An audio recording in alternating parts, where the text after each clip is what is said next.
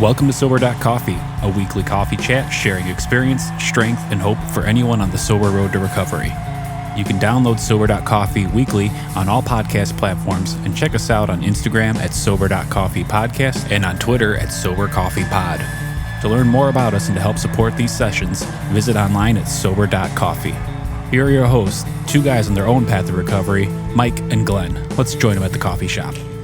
Stand corrected. We have three guys on a path to recovery, but we'll get to that in a minute. Good morning, Glenn. How you doing, man? Hey, what's up, man? How you doing, Mikey? I'm doing just dandy, actually. Really just dandy. We've had a couple of good weeks around here at the coffee shop. Had some good guests. And Yeah, sometimes, the way I equate to a coffee shop, and I was just sharing that I'm a little light today. I feel myself. Yeah. I feel myself pacing what I'm drinking. I should have brought the bigger.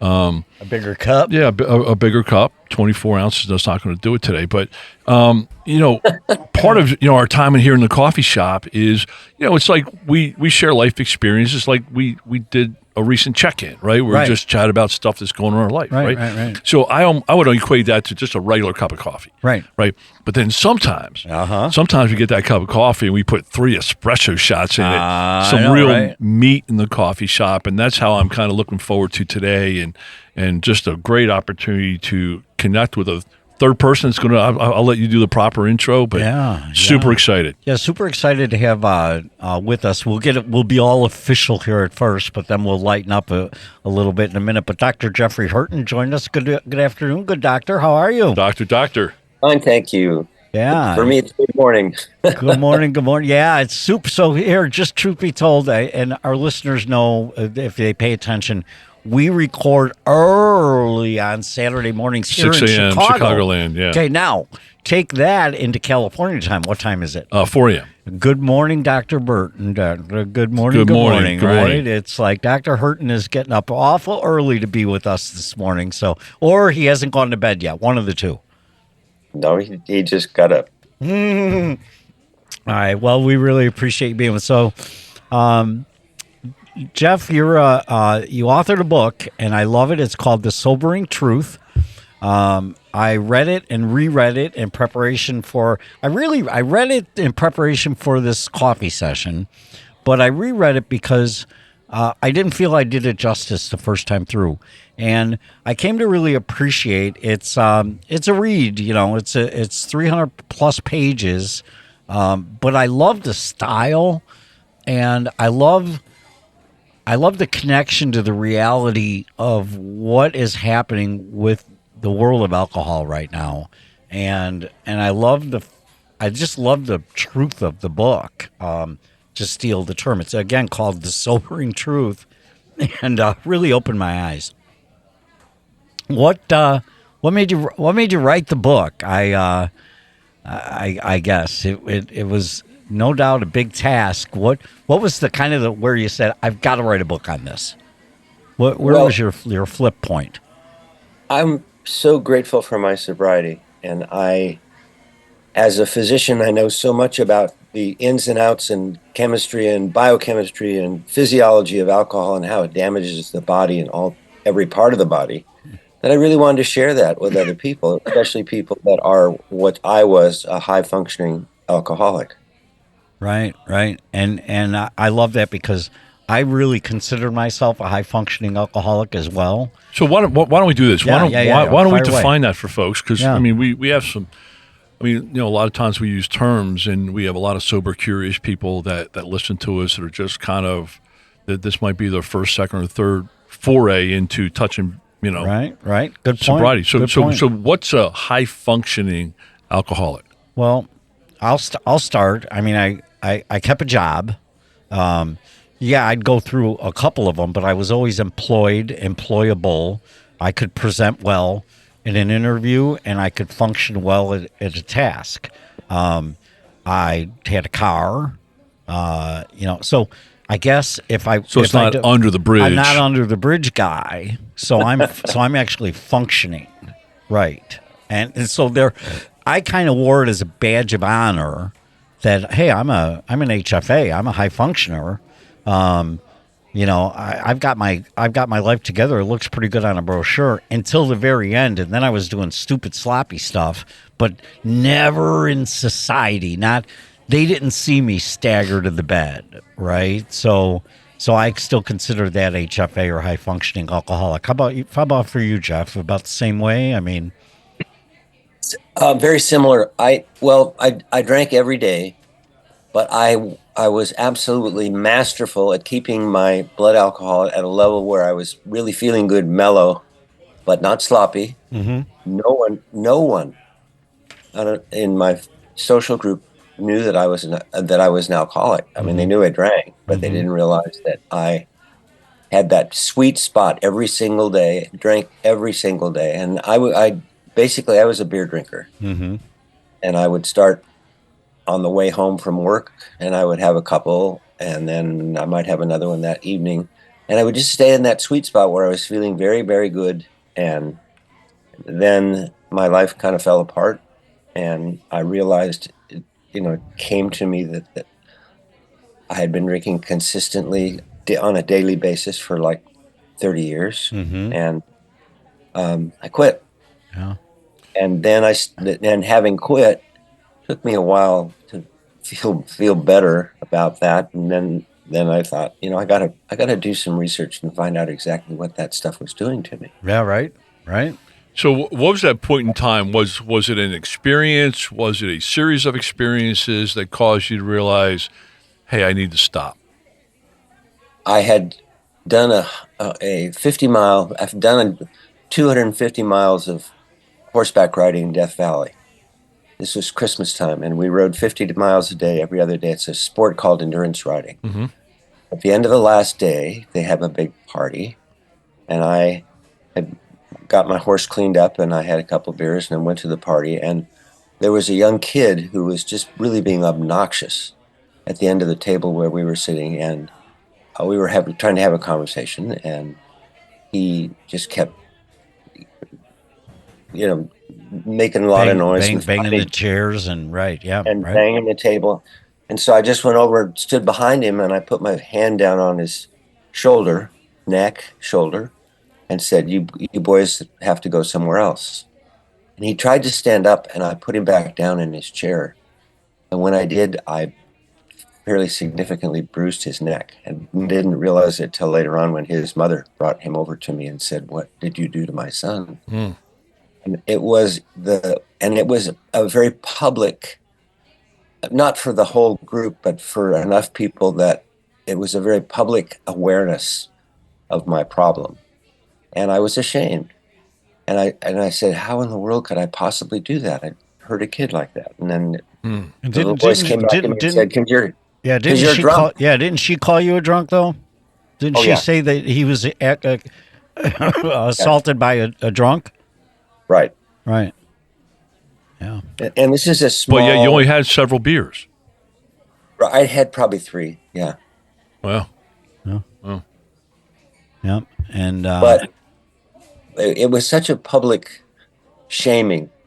And then that, I had to ask myself, what was that all about? And I'd been lying to myself for 30 years that I was addicted to alcohol, and that it made me at times it made me mean, and lose my self-control. Right. So a lot of times I equate, I always look at my own story, and I would drink a handle or 2 handles a day, and I mean, when I heard the 10 handles clanking in the trash at the end of the week, right?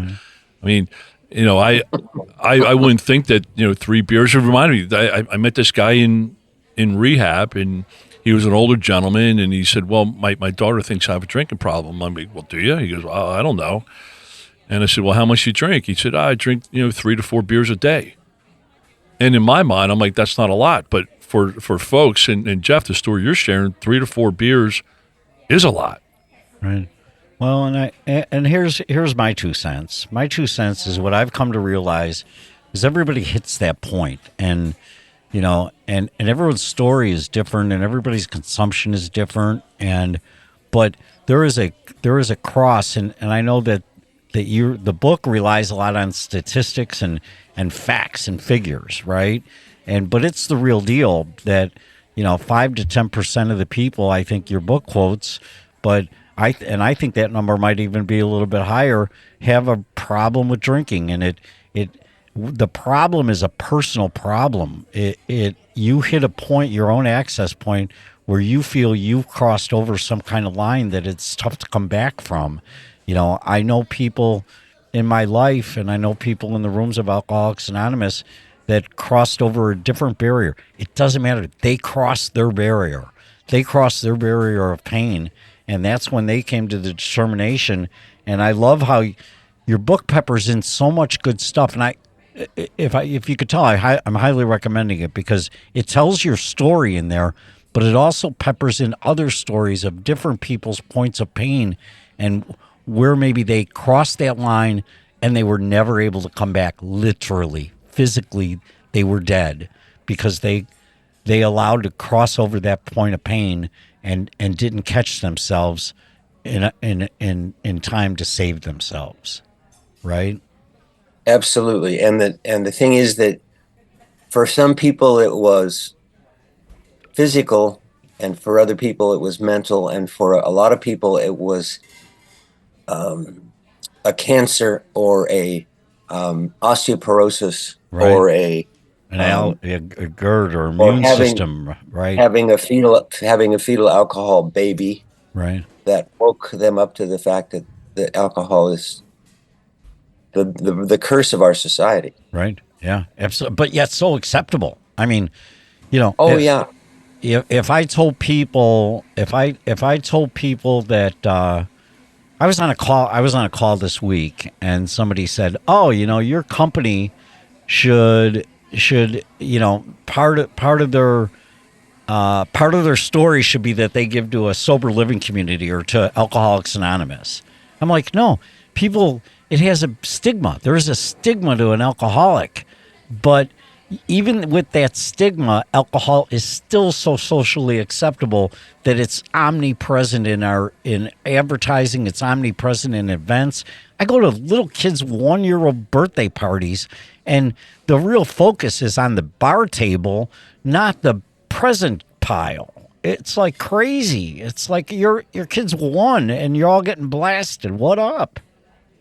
Right. It's just it's so socially acceptable, Mike. It's really sad, and people don't even realize that they're drinking a substance that causes cancer in about every organ in the body, right, and that all these other problems that occur. It's a poison. Alcohol is a poison. It's a poison. Kills cells. Yeah. And right. About the liver, it kills liver cells. Yep. And after you've killed enough liver cells, the liver can't reorganize, and you get cirrhosis, and you end up turning yellow. Mm-hmm. And once you do that, you're going to either die or you're going to have a liver transplant. Right. And and it all started with that little molecule of ethyl alcohol. Right. And I know beer drinkers have died of cirrhosis of the liver. Yeah. They've got beer drinkers. They didn't have a handle. They were just drinking beer, and right, their poor little liver, because what I learned in your book is your poor little liver can only process about, what is it? You said an ounce? Right. Per hour, right? Per hour. Yep. And when you're drinking 2 beers an hour, come on, do the math, people. The hose isn't big enough to get the fluids through. It just doesn't make sense. It's not happening. And that's one of the things that your book pointed out to me. So question, what MD, first of all, what type of doctor are you? I'm a dermatologist. Okay. But I was trained in internal medicine as well, so I have that background. So you got alcohol really messes up the internal the internal part. Every single organ in the body, you can't even, it's just hard to imagine. Mm-hmm. Oh, it's just amazing. It's just amazing. And in fact, I'm surprised with the amount of alcohol that I drink that I haven't had more physical health issues. Well, that's how resilient the body is. But, right, but there's a point for everybody where that breaks down. Right. No, absolutely. And with different people, it's different, right? So my first rehab, I met this Dr. Kevin McCauley. He's out in L.A., Southern California. And like he would come in like every Saturday and do a presentation on the brain and alcohol and kind of how it reacts in the body and things. And I was just amazed at like the croc brain and like, you know, what alcohol does to the body. I kept drinking for quite a number of years after that. So, so what did you do when you realized, hey, I need to get sober? What are some of the things that you did? Because I noticed one of the comments that you can't do it alone, right? Right. That you realized that you were powerless to quit alone. I tried. I literally, before this incident that happened with the kid, I probably tried to quit 50 or 100 times. Right. Literally over, and I'd go a day or two, and then I'd have a beer, and then I'd go a day or two, and then I'd have 2 or 3 beers, and then I'd be right back where I was. And it was this public shaming that did it for me, and that awareness. And then one of my very best friends was a sober alcoholic, and he urged me to go to AA, and I didn't for a long time, and I just did it. I white knuckled it, and one day I walked into AA and found a whole bunch of friends that had the same problem I had. It's been a great journey. Yeah, and I love at the very end of the book, you said we just call it grace, and we are humbly grateful. It is an amazing gift that we're given that of sobriety, but with it, and I think this is why we're having a coffee this morning, with it comes a bit of a responsibility. I mean, I've learned that I don't have the answer to becoming sober, but every day I learn more about my journey, my personal journey that's brought me to 5 years of sobriety. It's possible for that to happen. Excuse me. And that's the message I try and convey. Absolutely. So, doctors, we talked about how the body processes alcohol. The highest number because I've been in a number of hospitalizations, the highest number I got was 0.46. Wow. And that's almost dead. That's you know what? dead. I that same night I had a neurosurgeon in red scrubs, and I remember it was like 2 or 3 in the morning. He came in. He said, "Glenn," he said, "you have a brain bleed." He says, "We aren't going to be able to fix it. There's nothing we can do." He said, "You probably won't last through the night." And I was like, I was drunk. I'm like, okay. I knew I was going to die from alcohol at that point. I just knew it. I just didn't know how. And I just laid back and I accepted. I'm like, here it is. Right. Then I woke up and, here I am. Yeah, right. But it decimates the body. But I think, I'm almost 9 years away from it now. The body can heal, for the most part, can heal a lot of itself, right? Right, absolutely, and does incredibly. The body is so resilient; it's amazing. But there are certain things that it can't do. It can't fix a liver that's cirrhotic, because with a liver, you kill liver cells, and they're all hooked up in little channels. When they die, the channels get fibrotic; they get scarred, and so you can't grow new cells in those channels because it's all scar tissue. And that's what cirrhosis means, scarring. Okay. And that's why, and then everything is hooked up backwards, and then that's why people get yellow, and that's a very serious problem. And it's really interesting because I've had a couple cases in the last year or two where people have actually had liver transplants, which just absolutely boggles my mind for cirrhosis. Yeah, we've been surrounded by that same thing in the rooms that we do. What I guess, and again, see how what I'm saying, almost a half hour has almost gone by. I'd like here's what doesn't scar and heal and get better is death. The book is peppered with stories of people who didn't make it. Right? There was a lot of is peppered with stories of people that did make it but had long-term effects of alcohol consumption.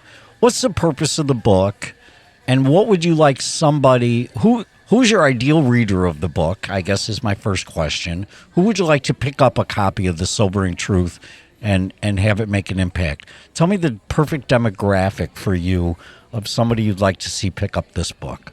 Well, it's exactly like what I was, Mike. A HFA, a high functioning alcoholic, somebody who drinks pretty much every day and does it socially, and every now and then steps over a line and gets sloppy.